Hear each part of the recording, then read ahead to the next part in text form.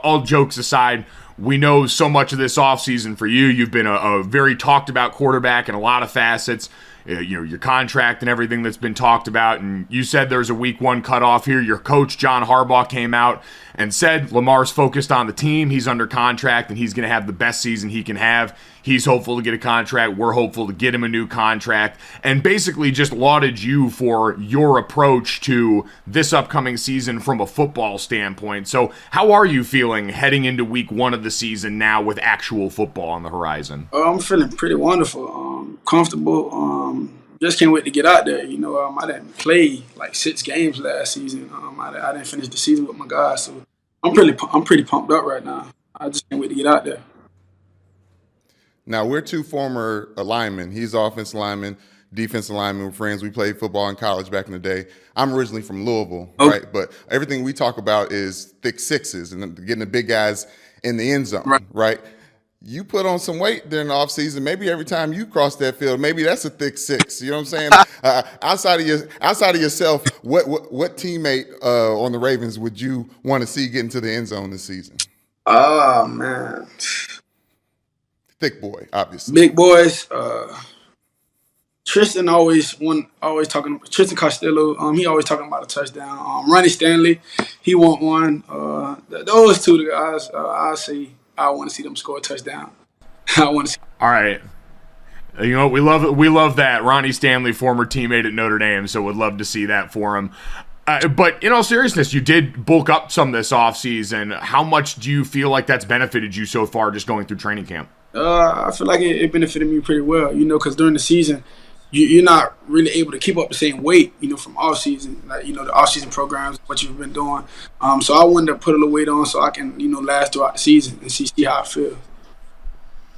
Well, it's especially for your role in that offense, understandable as you've gone through training camp and you've seen this year's team, because there's been so much talk in the last couple of years of the guys coming and going on your roster. Who stood out to you in training camp this year, especially on the offensive side for you guys? I have to go with the rookie, Likely. Mark already knew what Mark does. Mark is him. It's self-explanatory.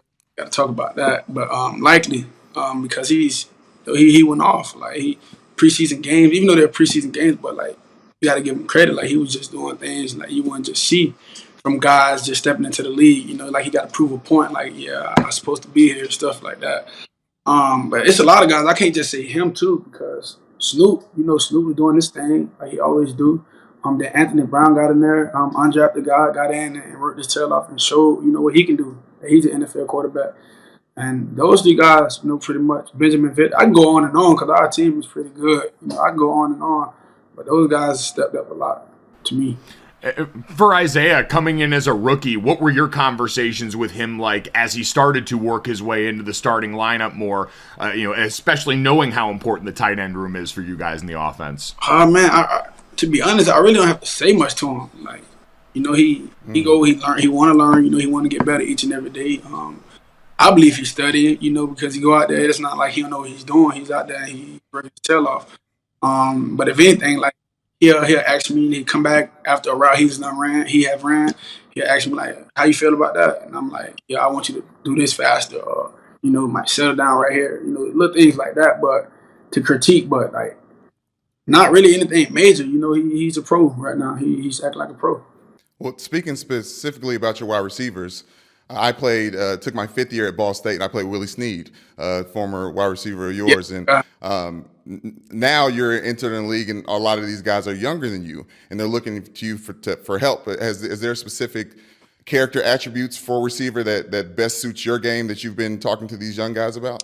Man, just, when you're out there, just give it your all. If anything, I'm going to try to put the ball there every time, if I can, but I just need you to catch it and protect it, if anything, because everything won't be perfect. It's not one perfect quarterback I've ever heard of, and neither generation, mine, the previous, the ones before that, just like I said, just do your thing. Play like you played in college, because that's what led you here.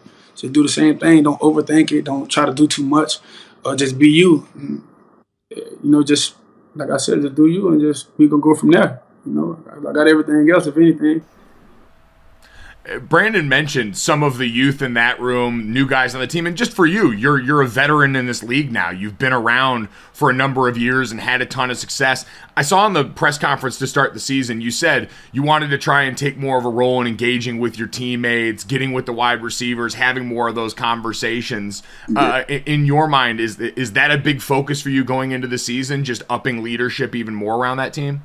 Yeah, because I never really, like, I can joke around and stuff like that all day, but like just stepping in and being that vocal leader, that's what I want to do. You know, that's part of the game. You know, I done seen all the greats, you know, step up and do that and be that guy. So that's what I want to do. Have you talked to anyone this offseason? Is that a conversation you had with Coach Harbaugh or a player or another quarterback that you admire? How did you kind of land on wanting to make that next step? No, I just want to do that on my own. You know, I talked to some of the receivers and were like, we need to meet, you know, because it's always this one goal we all want to reach at the end of the season, and that's to be, you know, playing in February. We planning a big dance in February, and I told my guys, like, we need to meet, you know, so we can be on the same accord while we out there on that field, you know, even in practice, you know, even though we're going against our guys, but we still want to be on that one accord. Now, obviously, we know going into the draft, when you're a quarterback, your success is tied up to the franchise as much as your own physical abilities and attributes and things like that. I'm a Ravens fan. You can tell by my background. I'm a purple black, Ravens flock. But specifically for you, how important has being a Baltimore Ravens, getting drafted by Baltimore, helped your development as a player, quarterback, person, all the above? I say, I already came to the league, coming into Baltimore, the same guy I am, even 5 years later, I never changed. I didn't want to be nobody, be another person or bigger than the next person. I always wanted to be myself and just wanted to be grounded and let the community, immune to me, just like, okay, yeah, I can relate to him, and I can be that guy, when I get older, stuff like that, to the younger generation, the younger kids and stuff like that. But it's a great organization, very, very player friendly organization, and I love being here. I tweeted it before, like, this is where I want to be at. So now I'm seeing things like, oh, he wants out because I'm liking stuff. It's just because I see y'all keep engaging in that way, like, oh, you want to leave? So I'm like, all right, I'm gonna play back. Okay, yeah, I like something, So let's be shooting my shots, on social media because they like doing it to me, I guess.